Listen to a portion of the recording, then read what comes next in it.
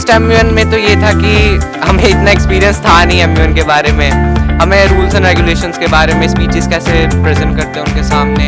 Ma'am we can say that it's a international MUN, it's a global online MUN and they are the experienced delegates only and they just praise me for my verbatim that how I'm speaking the speeches and how I'm pursuing that.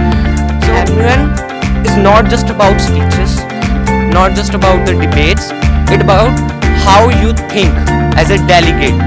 So ma'am ये difference था कि मुझे अपनी बात रखनी आ गई उनके सामने. चैलेंजिंग मैम ये था जब हम पहले दिन कमेटी में गए, I just entered the room of the committee, the delegates have experience of 15 and 20. And we are just having 2 or 1. नमस्कार, वेलकम टू द शो नोज़गे स्टार्स. दोस्तों आज हमारे साथ है रमनप्रीत, जिन्होंने हाल ही में एक इंटरनेशनल एमयूएन हुआ था और इसमें पार्ट लिया और बेस्ट डेलीगेट का अवार्ड अपने नाम किया है. तो चलिए रमनप्रीत से हम जानते हैं उनके एमयूएन के एक्सपीरियंस के बारे में, उनके नोज़गे के एक्सपीरियंस के बारे में और अब तक वो कितने कॉम्पिटिशन में पार्टिसिपेट कर चुके हैं और उनका एक्सपीरियंस कैसा रहा है. So welcome to the show Ramanpreet. Thank you ma'am. कैसे हो आप? बहुत बढ़िया मैम. कैसा फील कर रहे हो अवार्ड अपने नाम करके? अच्छा ही लग रहा है मैम. काफी अच्छा लग रहा है. यस मैम, वी कैन से. कितने एमयूएन में पार्टिसिपेट कर चुके हो अब तक? मैम अभी 10 एमयूएन हो चुके हैं मेरे. 10 हो चुके हैं. Yes, ma'am. कब से पार्टिसिपेट करना स्टार्ट किया था? मैम ये 2-3 महीने से ही. 2-3 महीने में 10 एमयूएन अटेंड कर चुके हो. Yes ma'am. और अवार्ड कितने? 8 अवार्ड्स हैं मेरे. 8 अवार्ड्स अपने नाम किए हैं. Yes. अच्छा मुझे ये बताओ कि आपका फर्स्ट एमयूएन कैसा रहा?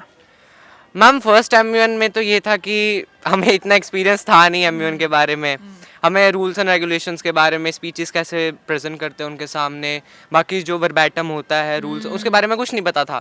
स्कूल वालों ने जितना थोड़ा बहुत बताया कि आप ये पढ़ के चले जाना, वहाँ पे स्पीच प्रेजेंट कर देना, क्योंकि वो न्यू था. तो पहला वाला तो मैं कह सकता हूँ कि बस एक लर्निंग के लिए गया था. उसके बाद से जब बाकी एक्सपीरियंस डेलीगेट्स आए, जैसे हमारा फ्रेंडशिप सर्कल बना, तो उन्होंने हमें बताया कि आप कैसे अच्छा कर सकते हैं. फिर दूसरा एमयूएन अच्छा हुआ, फिर तीसरा, फिर चौथा, फिर ऐसे करते करते 10 एमयूएन्स हो गए पूरे. अवार्ड आने कौन से एमयूएन से स्टार्ट हुए? सेकंड एमयूएन से ही. अच्छा हाँ, तो मुझे अभी रिसेंटली जो एमयूएन हुआ था जिसमें आपको बेस्ट डेलीगेट का अवार्ड मिला था, उसके बारे में बताओ कि किस तरह का ये कंपटीशन था और कितना चैलेंजिंग था ये. Ma'am we can say that it's a international MUN, it's a global online MUN and they are the experienced delegates only. It's not about the beginners committee. I have just chosen the expert one so that I can be more pursuing in that. So ma'am ये जैसे international था इसलिए international बच्चे भी थे. वो उस बात को समझते हैं, वो न्यू वोकैबुलरी, न्यू वर्ड्स उसमें यूज करते हैं. Okay. उनका वर्बैटम भी सही रहता है. पर ये था कि वो बिगिनर्स थे, उसमें 1-2 बिगिनर्स हो चुके थे एक्सपर्ट में भी. तो जब मैंने उनसे इंटरेक्शन की, मैंने अपने स्टांसेस रखे as a delegate of and they just praise me for my verbatim that how I am speaking the speeches and how I am pursuing that. So challenging नहीं था क्योंकि मेरे पास पुराने एमयूएन्स का एक्सपीरियंस था. We are not in a rote learning.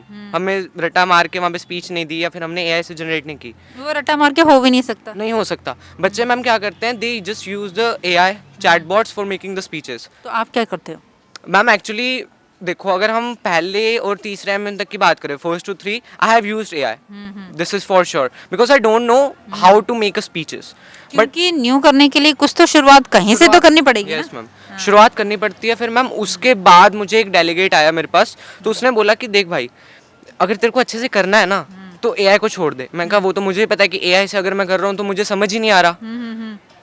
MUN is not just about speeches, not just about the debates, it's about how you think as a delegate.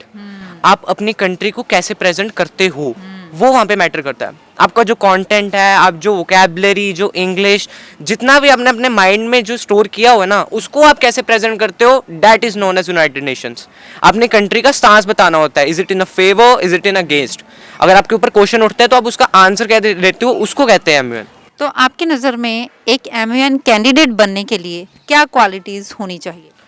देखो ma'am, qualities हर बच्चे में होती है, बट एमयूएन क्या करता है, उसको पॉलिश करता है. क्योंकि सबसे ज़्यादा बिगिनर्स जाते हैं because they want to learn something new.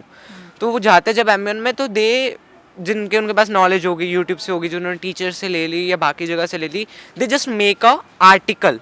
तो मैम अगर कोई भी डेलीगेट अगर पहली बार जाता है या उसके पास कुछ एक्सपीरियंस है, तो जैसे मैं बनाता हूँ, मैं क्या करता हूँ मैम कि 2 लाइन्स इंट्रो की कि ये मेरी कंट्री है, it's my portfolio, like I am a delegate of USA, this is the agenda, so here are the problems. मैं सिर्फ 3 प्रॉब्लम या 4 प्रॉब्लम स्टेट करता हूँ विद द टाइम ड्यूरेशन, क्योंकि हमें प्रॉब्लम बता दो, फिर उसके बाद उनके सॉल्यूशन. यूनिक वे में, प्रैक्टिकल वे में और रियलिस्टिक वे में कौन से सॉल्यूशंस प्रेजेंट कर सकते हैं ताकि हम उसको एक डॉक्यूमेंट में राइट करके अपनी स्पीचेस में उनको बता सकें. मतलब रियल सॉल्यूशन भी हो और इम्पैक्टफुल भी हो. Yes ma'am. तो आपके फर्स्ट और अभी तक के एमयूएन में क्या डिफरेंस, बिग डिफरेंस नजर आया आपको?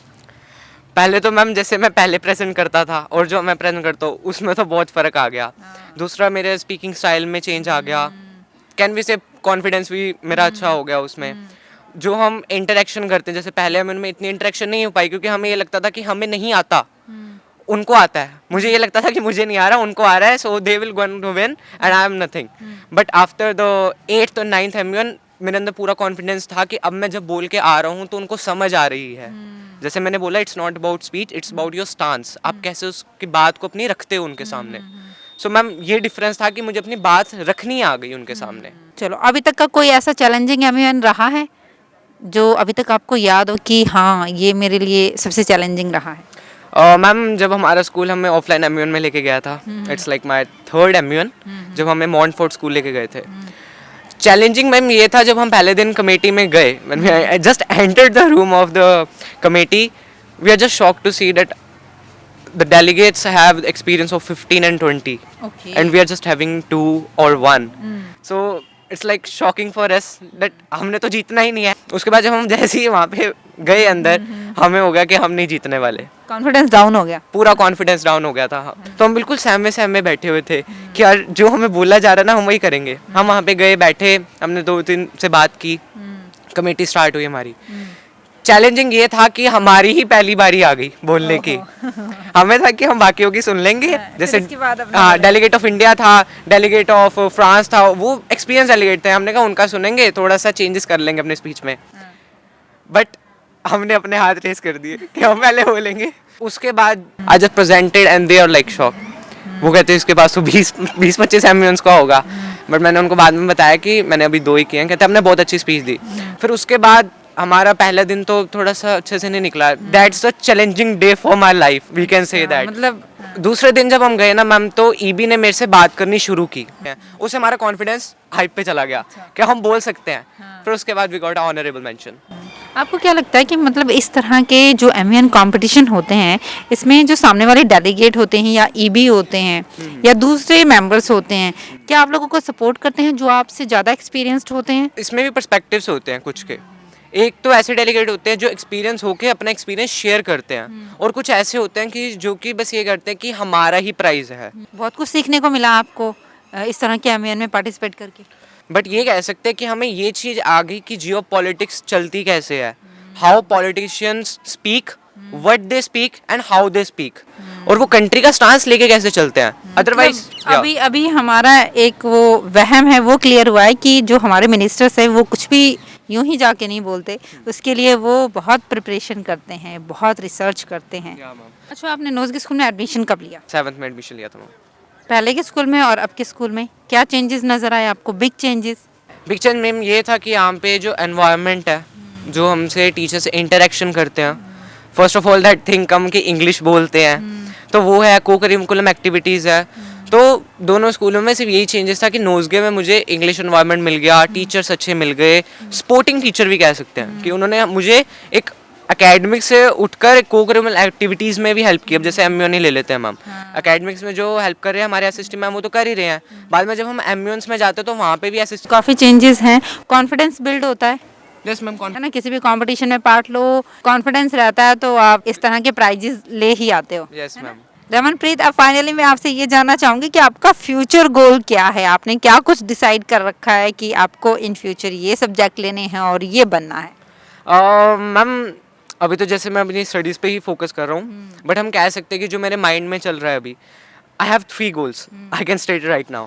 पहला है कि I want a Nobel prize. Nobel prize चाहिए, I have that dream. Second में हम कह सकते हैं I want to excel in a astronomy, universe के बारे में जानना. थर्ड में हम कह सकते हैं I want to be a polymath. Polymath is a person who is having the expertise in so many skills. Means कह सकते हैं कि वो बहुत सारी स्किल्स में मास्टर्स होता है. सो थैंक यू रमनप्रीत, आपने अपने एमयूएन के एक्सपीरियंस और नोज़गे के एक्सपीरियंस हमारे साथ शेयर किए।